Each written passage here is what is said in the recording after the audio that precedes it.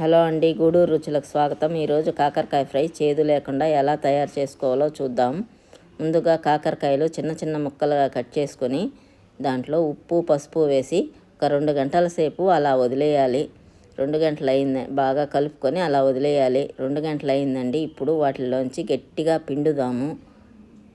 పిండిన తరువాత వాటరు బయటకు వస్తుంది. ఇవిగోండి, చూడండి ఎన్ని వాటర్ వచ్చాయో. ఈ వాటర్ లేకపోవడం వల్ల చేదు లేకుండా ఉంటుంది.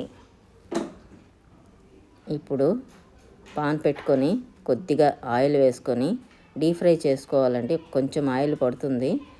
ఆయిల్ పెట్టుకున్న తర్వాత దాంట్లో మనం కట్ చేసుకున్న ముక్కలు వేసుకోవాలి.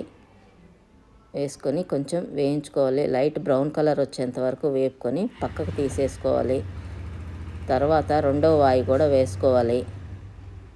2 వాయిలు బాగా బ్రౌన్ కలర్ వచ్చి వేగాయండి. పక్కకు తీసుకున్న తర్వాత అదే ఆయిల్లో కొంచెం తెల్లగడ్డ, కొంచెం జీలకర్ర వేసుకొని లైట్గా వేగిన తర్వాత కరివేపాకు వేసి ఈ వేయించుకున్న కాకరకాయని దాంట్లో వేసుకోవాలి. కొంచెం సేపు వేగిన తర్వాత ఉప్పు కారం సరి చూసుకోవాలి. తర్వాత కారం వేసుకొని చక్కెర ఒక 2 స్పూన్లు వేసుకోవాలి. చక్కెర వేసుకోవటం వల్ల కొంచెం చేదు తగ్గుతుంది, లేకపోతే బెల్లమైనా వేసుకోవచ్చు.